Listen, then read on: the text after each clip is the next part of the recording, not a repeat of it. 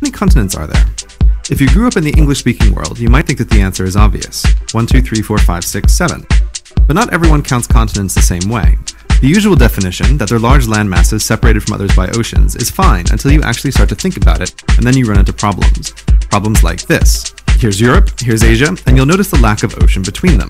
Then why are they two different continents? The usual reason for this split is a cultural one, that Europe is so different from Asia that it's best to pretend it's a separate entity. Okay, maybe.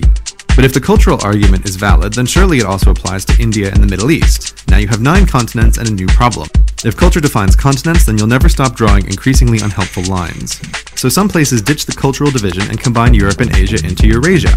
This Eurasia is not to be confused with this Eurasia, which has always been at war with East Asia. Making Eurasia gives a 6-continent view of the world. But what about over here, North America and South America? They're connected to Panama, or at least they used to be until Teddy Roosevelt decided that someone had to cut that country in half and it might as well be him. But even still, the canal's only 13 meters deep. You could walk all the way from northern Alaska across the narrow Panama Canal and, if it weren't for the deadly, impenetrable, poison-filled Brazilian rainforest, make it all the way to the southern tip of Chile. So North and South America, despite the canal, aren't really divided.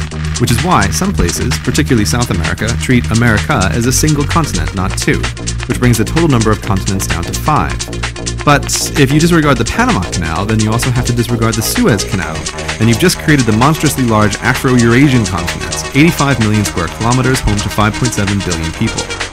With this 4-continent view of the world, we must surely be done, because there are no more continents to merge and our definition from the beginning is now consistent. Except, we're not done, because of that troublesome word large. Exactly how large is continental large? Is Australia really a dinky continent, or is it king of the islands? Why not make Greenland the smallest continent? It's pretty big, even if you took away its ice. And speaking of ice, what about Antarctica, the forgotten continent, unfairly smushed against the bottom of